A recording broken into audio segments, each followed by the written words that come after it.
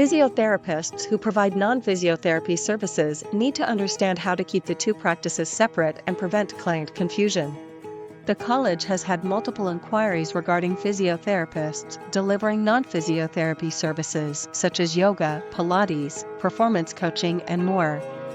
This video will help you clearly differentiate physiotherapy from non-physiotherapy services.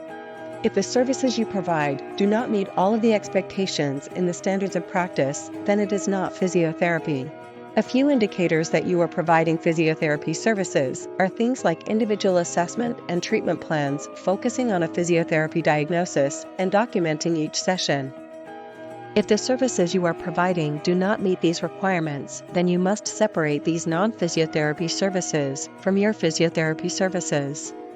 If you have determined that you are working in a role separate from physiotherapy, there are several common areas of concern that should be addressed.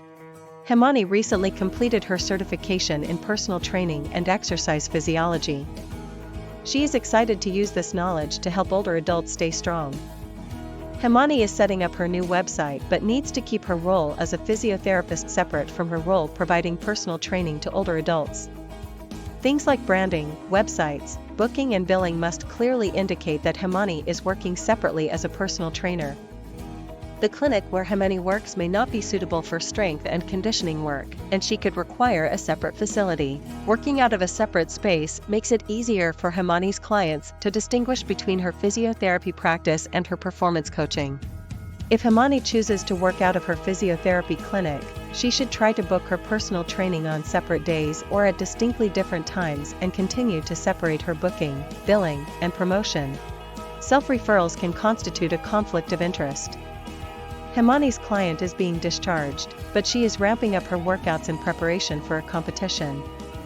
Himani discusses her qualifications as a trainer, but she must provide her client with options for other trainers.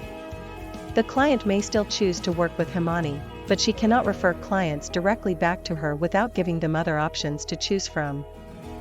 If you are running a dual practice or thinking of adding non-physiotherapy services to your practice site, you must keep those roles as separate as possible. Clearly advertise that these services are not physiotherapy and be clear and transparent to the public as to what represents physiotherapy and what does not. For more information on dual practice, you can access resources on the college's website or contact the practice advisor.